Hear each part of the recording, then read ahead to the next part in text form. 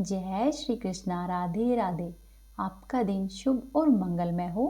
आज आप सुनेंगे मार्गशीर्ष मास महात्म्य का अध्याय 10। नारद जी ने पूछा कि हे महाभाग, श्री कृष्ण का जन्म वृतांत महान पुण्य और उत्तम है। वह जन्म, मृत्यु और जरा का नाश करने वाला है। अतः आप इस प्रसंग को कुछ विस्तार के साथ मुझे बताइए। वसुदेव किसके पुत्र थे और देवकी किसकी कन्या थी? देवकी और वसुदेव पूर्व जन्म में कौन थे? उनके विवाह का वृतांत भी बताइए।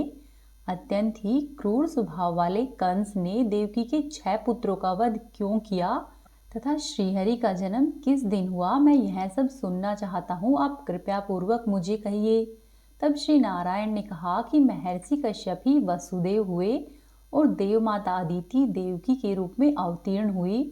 पूर्व जन्म के पुण्य के फलस्वरूप ही उन्होंने श्रीहरि को पुत्र के रूप में पाया था। हे नारद, देवमीढ़ द्वारा मारिश के गर्भ से महान पुरुष वसुदेव का जन्म हुआ।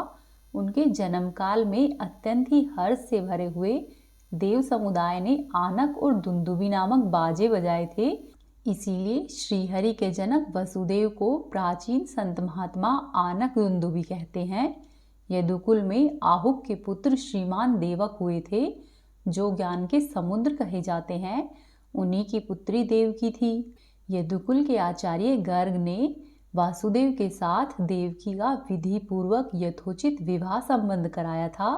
देवक ने विवाह के लिए बहुत सामान एकत्रित किए थे। उन्होंने उत्तम लग्न में अपनी पुत्री देवकी को वसुदेव के हाथों में समर्पण कर दिया। नारद, देवक ने दहेज में सहस्त्रों घोड़े, सहस्त्रों स्वर्ण पात्र, वस्त्राभूषणों से विभूषित सैकड़ों सुंदर दासियां, नाना प्रकार के द्रव्य, भांति भांति के रत्न, उत्तम मणि, हीरे तथा रत्नमय पात्र दिए थे।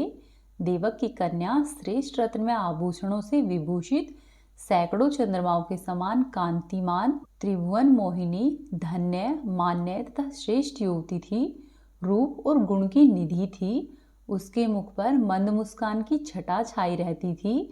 उसे रथ पर बिठाकर वासुदेव जब प्रस्थान करने लगे, तब बहन के विवाह में हर्ष से भरा हुआ कंस भी उसके साथ चला। वह तत्काल देवकी के रथ के निकट आ गया।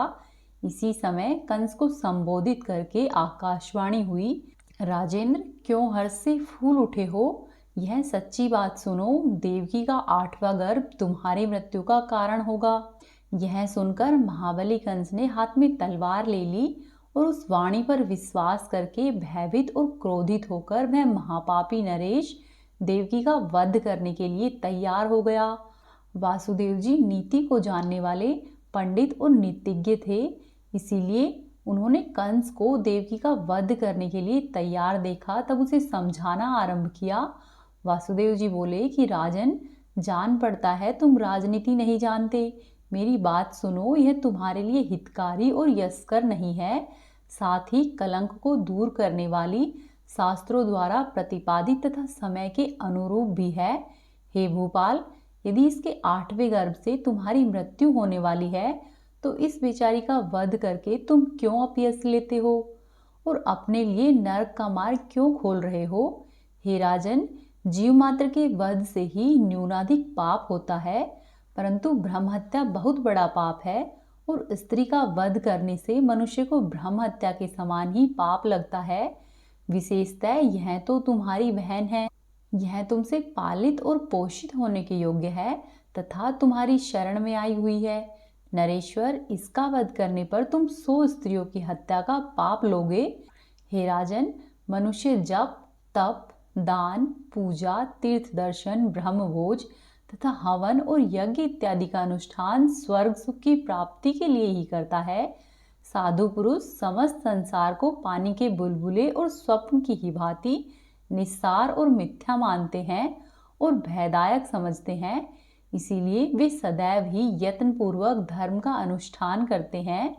हे राजन, अपनी इस बहन को छोड़ दो, इसे मत मारो। तुम्हारी राजसभा में कई प्रकार के विद्वान हैं। तुम चाहो तो उन सब से पूछो कि इसके विषय में क्या करना चाहिए।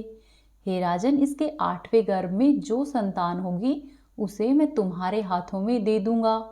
उससे मेरा क्या प्रयोजन है? अथवा हे ज्ञान शिरोमणि, जितनी भी संतानें होगी उन सबको मैं तुम्हारे हवाले कर दूंगा, क्योंकि उनमें से एक भी मुझे तुमसे अधिक प्रिय नहीं है।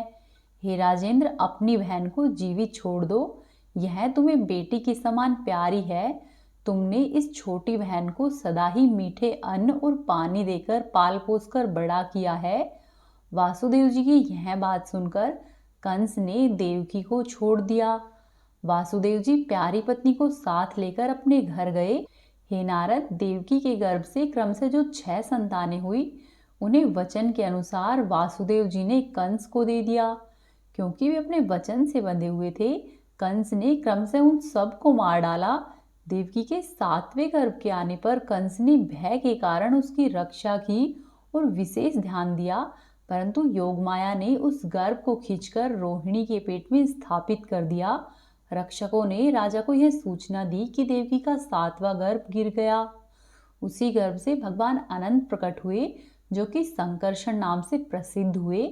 तदंतर देवकी का 8वां गर्भ प्रकट हुआ, जो कि वायु से भरा हुआ था। 9वां मास व्यतीत होने के पश्चात 10वां मास उपस्थित होने पर सर्वदर्शी भगवान ने उस पर दृष्टिपात किया। समस्त नारियों में श्रेष्ठ देवी देवकी शम्भ रूपवती थी ही। भगवान की दृष्टि पड़ने पर तत्काल ही उसका सौंदर्य 4 गुना बढ़ गया। कंस ने देखा कि देवकी के मुख और नेत्र खिल उठे हैं। वह तेज से प्रज्वलित हो योगमाया के समान 10 दिशाओं को प्रकाशित कर रही है। मूर्तिमान ज्योति पुंज सी दिखाई दे रही है। उसे देखकर असुरराज कंस को बड़ा ही आश्चर्य हुआ। उसने मन ही मन कहा कि इस गर्भ से जो भी संतान होगी, वह निश्चय ही मेरी मृत्यु का कारण है।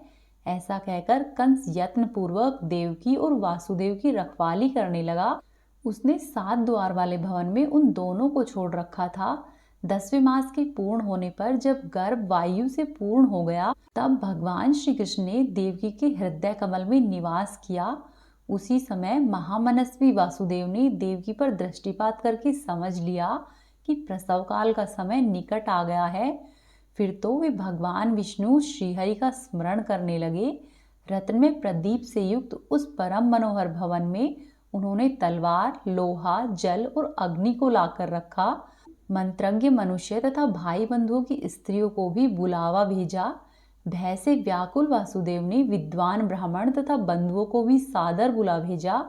इसी समय जब रात के 2 प्रहर बीत गए, आकाश में बादल घिराए, बिजलियां चमकने लगी, अनुकूल वायु चलने लगी तथा रक्षक निद्रित हो सैया पर इस तरह से निशेष हो गए, मानो मरकर अचेत हो गए हो। तब धर्म, ब्रह्मा, शिव आदि देवेश्वर वहां पर आए और गर्भस्थ परमेश्वर की अनेकों प्रकार से स्तुति की। और स्तुति करने के पश्चात देवता लोग अपने अपने धाम को चले गए। फिर जोरदार जल की वृष्टि होने लगी। सारी मथुरा नगरी निश्चिंत होकर सो रही थी। हे मुने, वह रात्रि घोर अंधकार से व्याप्त थी। जब रात के 7 मुहूर्त निकल गए और 8वां उपस्थित हुआ, तब आधी रात के समय सर्वोत्कृष्ट शुभ लग्न आया। उस लग्न पर केवल शुभ ग्रहों की दृष्टि थी, अशुभ ग्रहों की दृष्टि नहीं थी। रोहिणी नक्षत्र और अष्टमी तिथि के संयोग से जयंती नामक योग संपन्न हो गया।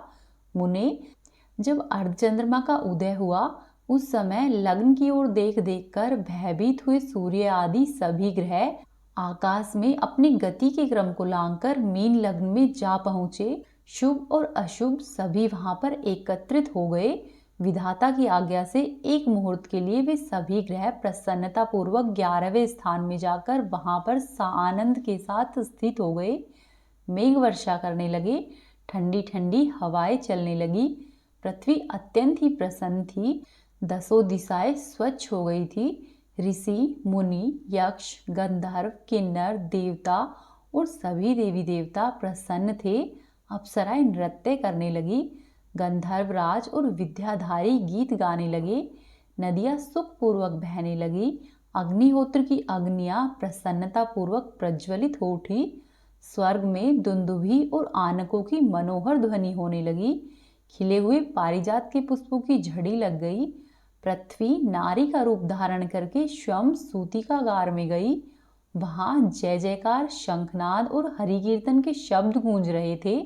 इसी समय सती देव की वहां गिर पड़ी, उनके पेट से वायु निकल गई और वहीं भगवान श्री कृष्ण दिव्य रूप धारण करके देवकी के हृदय कमल के कोष से प्रकट हुए। उनका शरीर अत्यंत ही कमनीय और परम मनोहर था। 2 भुजाएं थी, हाथों में मुरली शोभा पा रही थी, कानों में मकराकृति के कुंडल झिलमिला रहे थे, मुख मंद हास्य की छटा से प्रसन्न था और वे भक्तों पर कृपा करने के लिए कातर से दिखाई पड़ते थे। उनके माथे पर मोर मुकुट था, साथ ही वनमाला का श्रृंगार, टेढ़ी कमर और त्रिभंगी झांकी, वक्ष में त्रिवत्स की स्वर्णमयी रेखा, उस पर से मनोहर कौस्तुभ मणि अत्यंत ही अद्भुत शोभा दे रही थी। उनकी किशोर अवस्था थी। वे शांत स्वरूप भगवान श्रीहरि ब्रह्मा और महादेव जी के प्राणवल्लभ है। हे मुने, वासुदेव और देवकी ने उन्हें अपने समक्ष देखा और उन्हें बड़ा ही आश्चर्य हुआ। वासुदेव जी ने अपनी पत्नी देवकी के साथ अश्रुपूर्ण नयनों से पुलकित शरीर से नतमस्तक होकर हाथ जोड़कर भक्ति भाव से उनकी स्तुति की।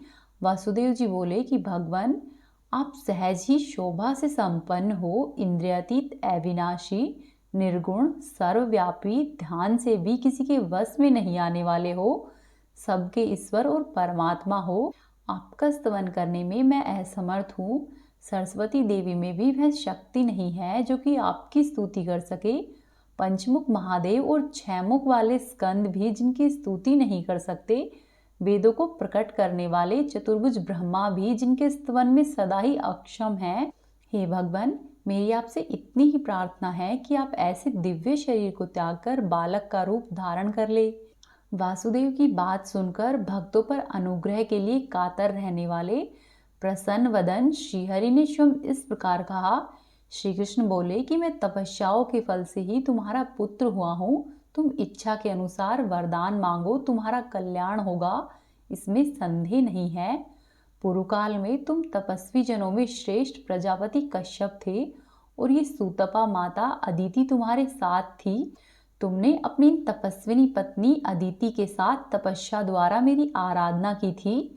वहां मुझे देखकर तुमने मेरे समान पुत्र होने का वरदान मांगा था और मैंने भी तुम्हें यह वरदान दिया था कि मेरे समान ही तुम्हें पुत्र की प्राप्ति होगी। हे तात, तुम्हें वरदान देकर मैंने मन ही मन विचार किया। फिर यह बात ध्यान में आई कि मेरे समान तो त्रिभुवन में कोई है ही नहीं, इसीलिए मैं स्वयं ही तुम्हारे पुत्र भाव को प्राप्त हुआ। आप स्वयं कश्यप जी है और तपस्या के प्रभाव से इस समय मेरे पिता वासुदेव हुए हैं और ये उत्तम तपस्या वाली पतिव्रता देवमाता अदिति ही इस समय अपने अंश से मेरी माता देवकी के रूप में प्रकट हुई है। आप और माता अदिति से ही मैं अंशतः वामन रूप में अवतीर्ण हुआ था, किंतु इस समय आपके तप के फल से मैं आपके पुत्र रूप में प्रकट हुआ हूँ। हे महामते, तुम पुत्र भाव से या ब्रह्म भाव से जब मुझे पा गए हो तो अब निश्चय ही जीवन मुक्त हो जाओगे। हे तात, अब तो मुझे शीघ्र ही व्रज में लेकर चलो और यशोदा के घर में मुझे रखकर वहां पर उत्पन्न हुई माया को यहाँ पर ले आओ और यहाँ अपने पास रखो। ऐसा कहकर श्रीहरि वहां से तुरंत ही शिशु रूप में हो गए। हरे कृष्णा। इससे आगे की कथा का वर्णन आप सुनेंगे कल के अध्याय में। आज का अध्याय यहीं पर समाप्त होता है। वीडियो को लाइक कीजिए, चैनल को सब्सक्राइब कीजिए और कमेंट बॉक्स में जय श्री हरि अवश्य ही लिखिए।